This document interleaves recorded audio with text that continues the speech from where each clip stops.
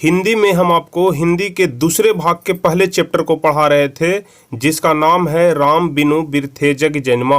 तो इसी चैप्टर के बारे में हम आपको बता रहे थे और पिछले वीडियो में इस चैप्टर से संबंधित कुछ क्वेश्चन आंसर भी हम आपको बताए थे। कहने का मतलब कि पिछले वीडियो में हम आपको क्वेश्चन नंबर 6 तक सारे क्वेश्चन कंप्लीट करा चुके थे।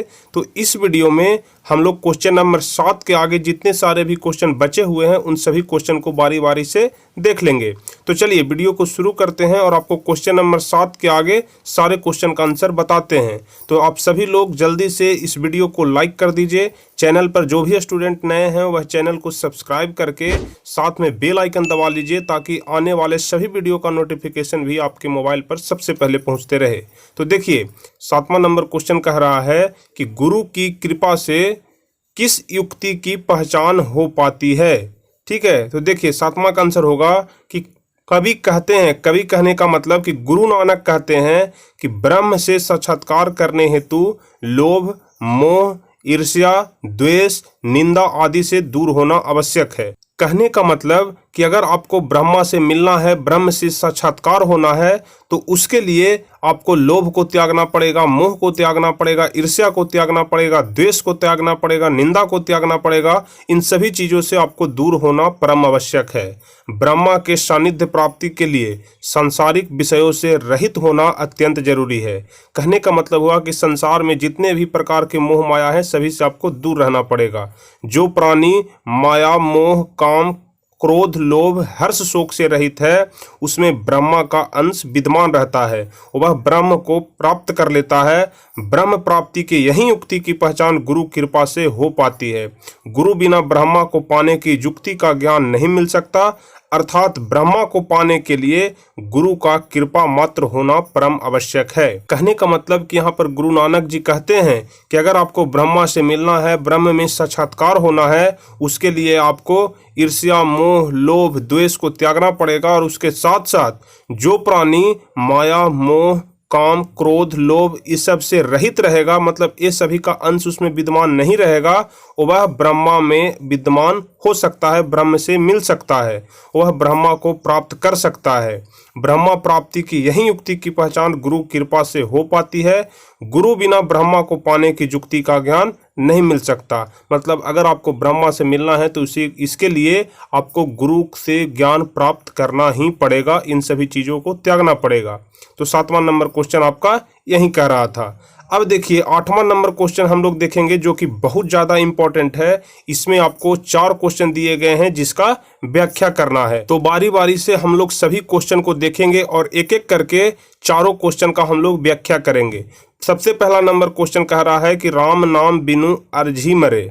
ठीक है, सबसे पहला नंबर क्वेश्चन है कि राम नाम बिनु अरुझी मरे, इसका हमको यहाँ पर व्याख्या करना है। तो देखिए सबसे पहले हम लोग का व्याख्या करेंगे, राम नाम बिनु अरुझी मरे, इसका हमको व्याख्या करना है। तो व्याख्या में सबसे पहले आपको इतना पार्ट लिखना पड़ेगा, जो कि बहुत ज़्यादा जरूरी है। अगर इतना पार्ट आप लिखते हैं तो आपके एग्जाम में अच्छे नंबर आएंगे। जो भी कॉपी जांच करने वाला रहेगा वो आपको अच्छा नंबर देगा।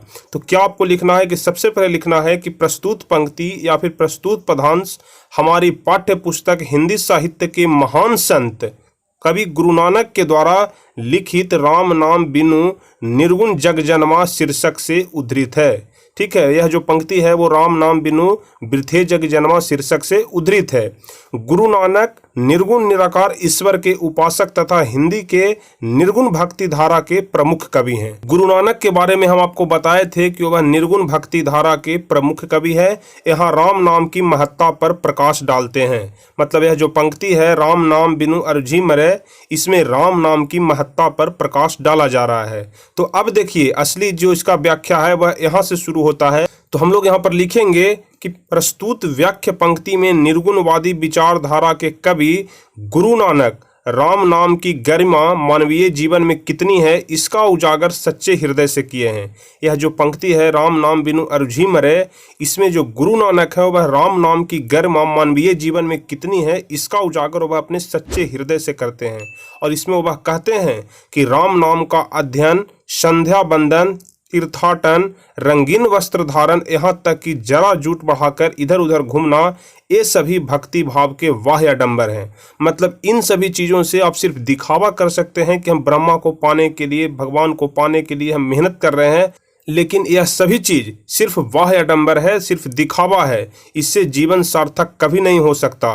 राम नाम की सत्ता को स्वीकार नहीं करते हैं तब तक मानवीय मूल चेतना का उजागर नहीं हो सकता। मतलब यदि आप राम का नाम नहीं लेते हैं तब तक आप सत्ता को स्वीकार नहीं कर पाएंगे और मानवीय मूल चेतना का उजागर नहीं हो पाएगा। सिर्फ बाह्याडंबर से, मतलब बाहरी दिखावा से आप राम को प्राप्त नहीं कर सकते हैं, ब्रह्मा को नहीं मिल सकते हैं, ब्रह्म में साक्षात्कार नहीं हो सकते हैं।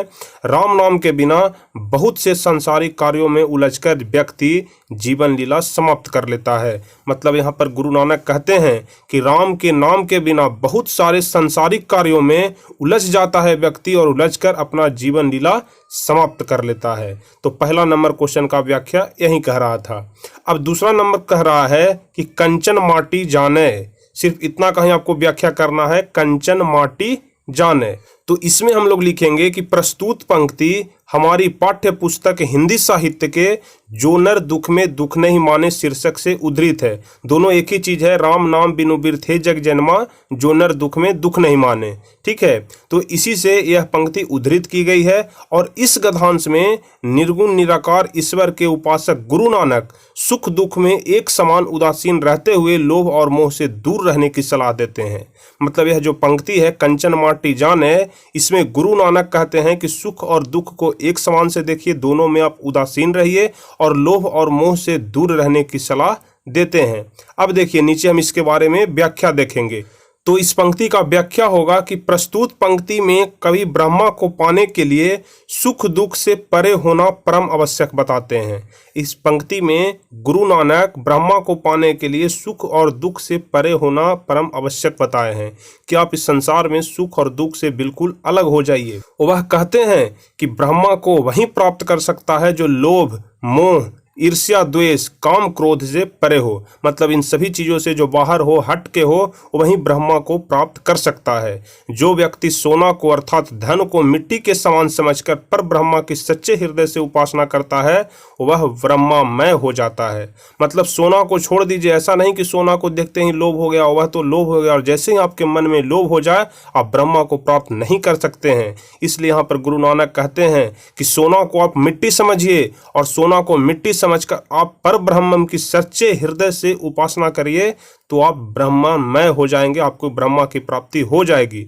और जो प्राणी सांसारिक विषयों में आसक्ति नहीं रखता है उस प्राणी में ब्रह्मा निवास करता है। मतलब जो प्राणी इस संसार से बाहर है, इस संसार से अलग है, उसी में ब्रह्मा का निवास होता है। तो दूसरा नंबर क्वेश्चन का व्याख्या आपका यही कह रहा था। अब हम लोग देखेंगे व्याख्या नंबर 3 जो कि क्वेश्चन नंबर है ग हरस शोक ते रहे नियारो ना ही मान अपमाना। इसी यहाँ पर सेंटेंस का यहाँ पर व्याख्या करना है। हरस शोक ते रहे निहारो ना ही मान अपमाना। तो देखिए इसमें हम लोग लिखेंगे, इतना तो आपको हरेक में लिखना है, जितना हम आपको बताए यहाँ तक आपको हरेक में लिखना है। तो हम लोग लिखेंगे कि प्रस्तुत पंक्ति हमारी पाठ्य पुस्तक हिंदी साहित्य के संत कवि गुरु नानक द्वारा रचित जो नर दुख में दुख नहीं माने शीर्षक से उद्धृत है। और प्रस्तुत पंक्ति में संत गुरु नानक उपदेश देते हैं कि ब्रह्मा के उपासक प्राणी को हर्ष शोक, सुख दुख, निंदा और प्रशंसा, मान अपमान से परे होना चाहिए। इन सब के पृथक रहने वाले प्राणियों में ब्रह्मा का निवास होता है।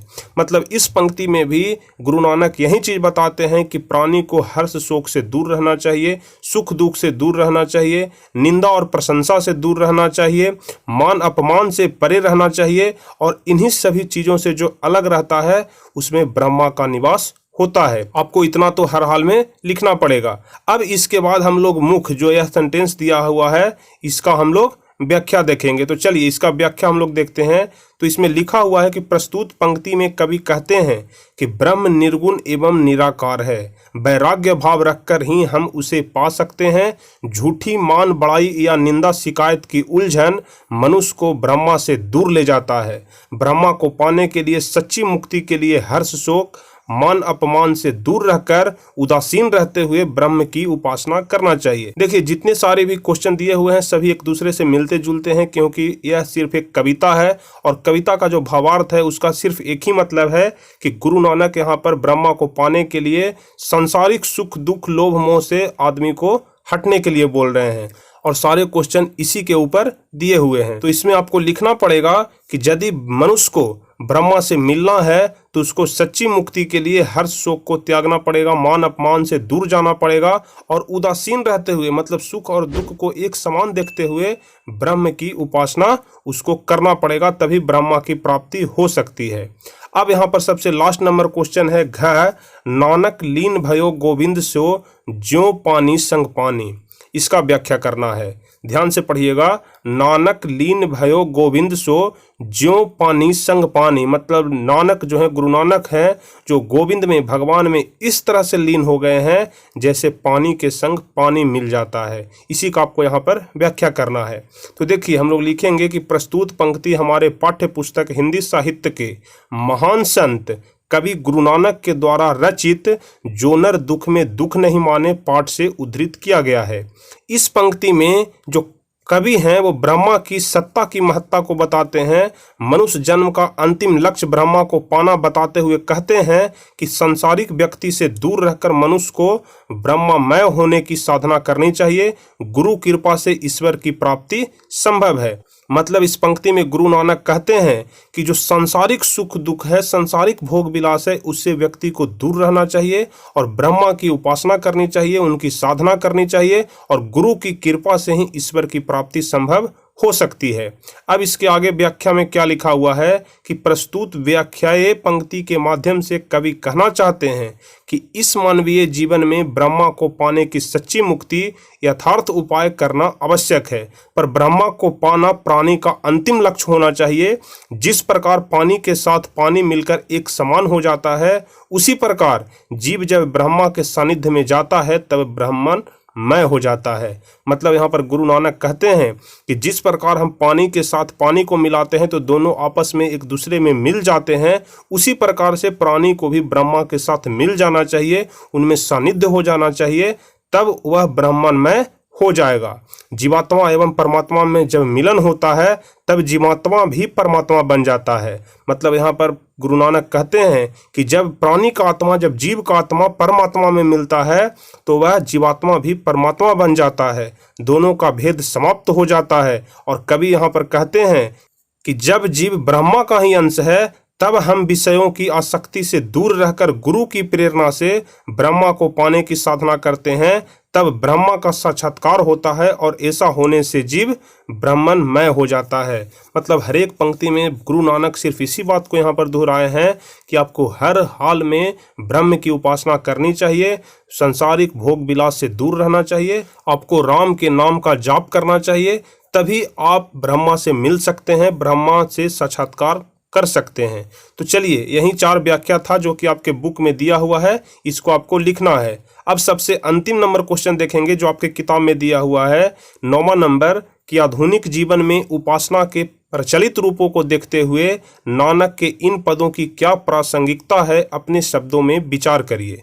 ठीक है, क्वेश्चन कह रहा है कि आधुनिक जीवन में उपासना के प्रचलित रूपों को देखते हुए नानक के इन पदों की क्या प्रासंगिकता है, अपने शब्दों में यहाँ पर लिखना है। तो इसका उत्तर हम लोग देखेंगे कि आधुनिक जीवन में उपासना के विभिन्न स्वरूप दिखाई पड़ते हैं।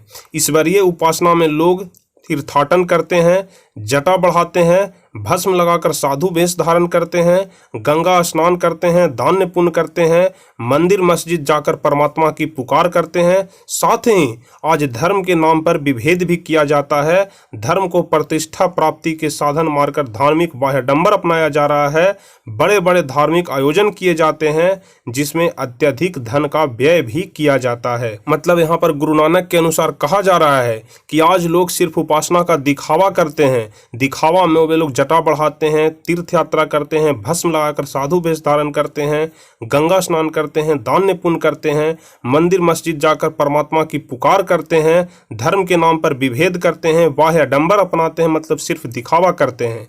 यही सभी चीज़ का आयोजन आजकल हो रहा है, फिर भी लोगों को सुख शांति नहीं मिलती है। यहाँ पर गुरु नानक के अनुसार इतना करने के बाद भी सुख शांति नहीं मिलती है, क्योंकि गुरु नानक कहते हैं कि यह सिर्फ बाह्य डंबर है, सिर्फ दिखावा है।